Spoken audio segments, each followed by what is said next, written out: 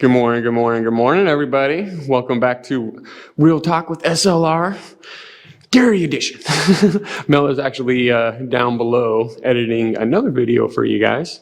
We've been hard at work this weekend, and it's been a great weekend and a great start to the week. Today we've got a lot planned, and we're going to be getting a lot achieved for the goal list. So I'm really happy about that. But first things first. You guys can see all the windows on the inside. You guys most likely already seen the Simple Life Reclaimed vlog with the windows being installed and everything else like that.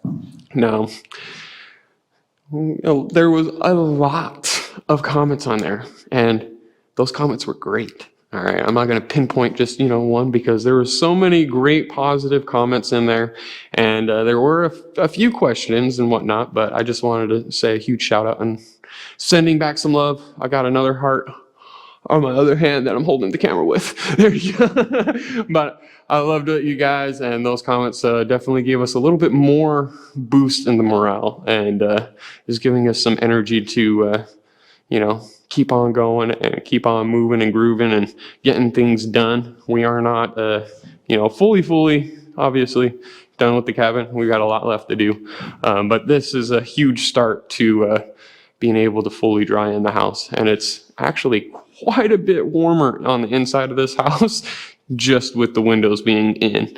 We still do have air vents from the eave side and everything else opened up, which I still have other things to do. Stay tuned for a Simple Life video when we get to tackling that area.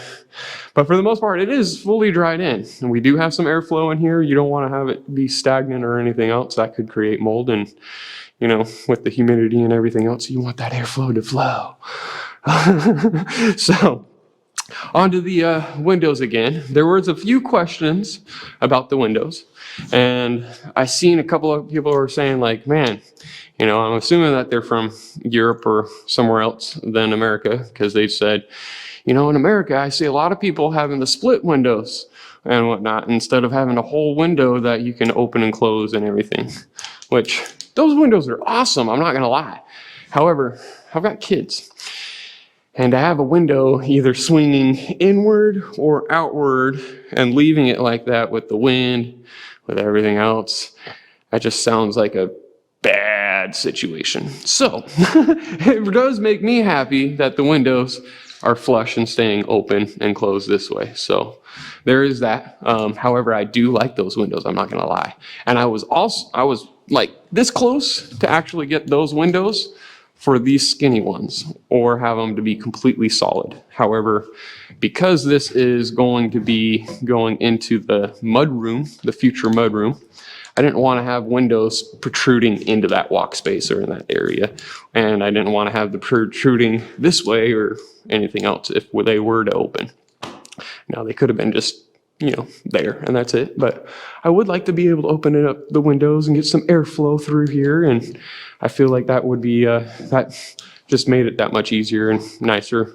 Like I said, with the kids and the dogs and everything else, having a piece of glass sticking out one way or the other does not sound like a good idea, but it is what it is. They are very beautiful windows. And if we had no kids or anything else, I probably would have went with those, not gonna lie, because they're that beautiful. The other question, though, was why didn't we flash the bottom of the window? Well, I'll bring you in here, and I'm gonna show you the innard of the framing was already flashed. I flashed all of that to protect it and to make sure that that was completely sealed and good to go. And then we caulked the window completely. So that makes it to where window or water or anything else isn't going to be coming in, okay?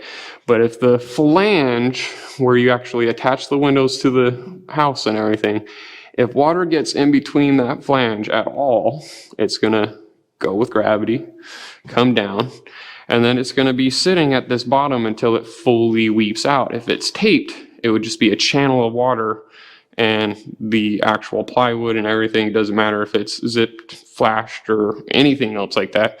Eventually water is gonna make its way in there, because water does that.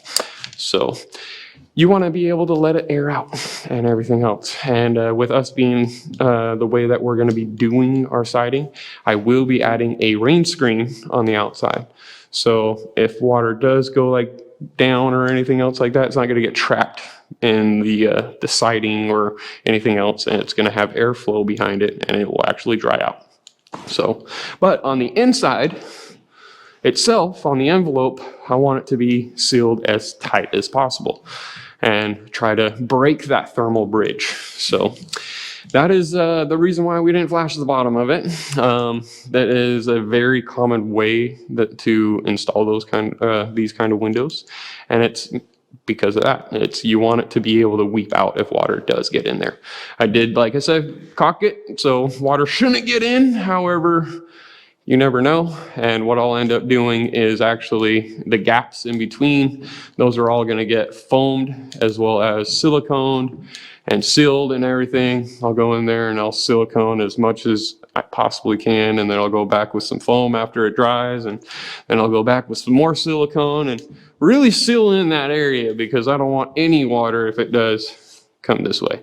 And that brings me to the next question, which is, why didn't I put in any wedges or a slope to the seal?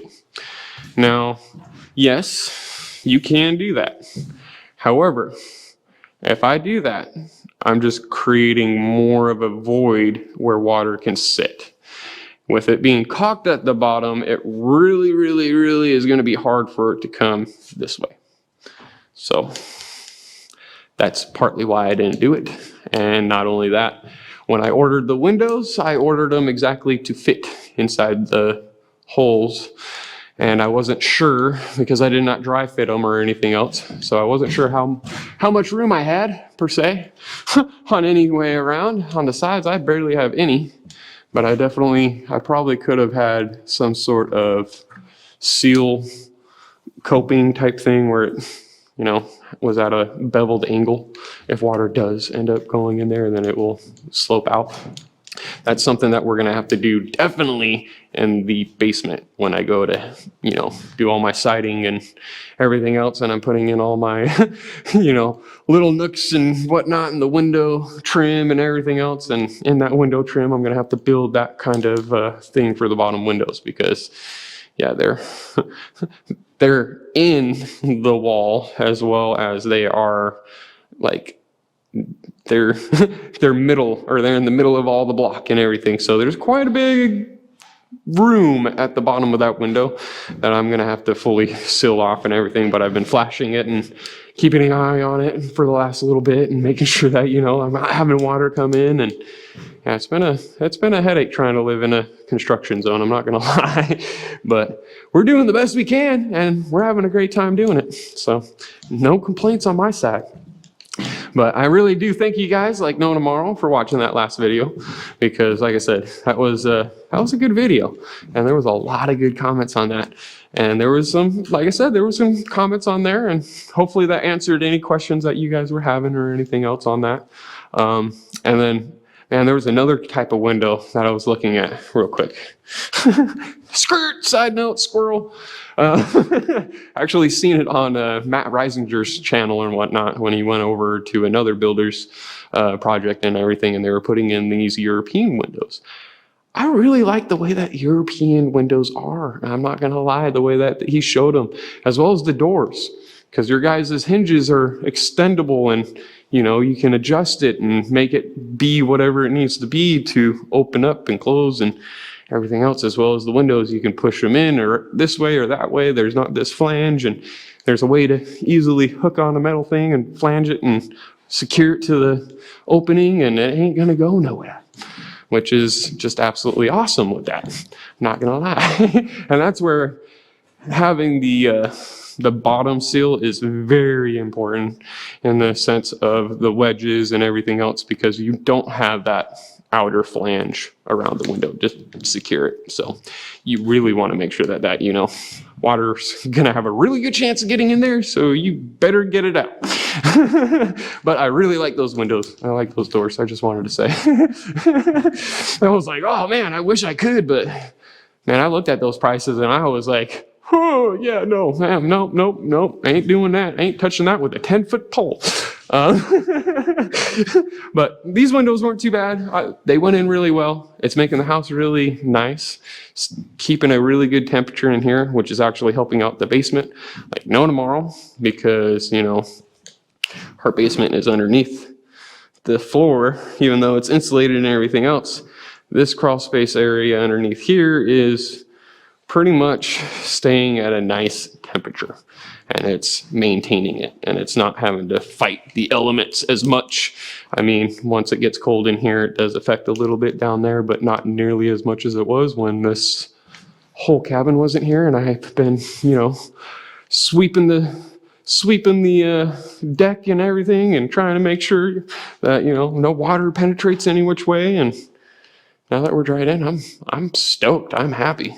I'm super stoked and happy about this, because it's nice. I'm not gonna lie.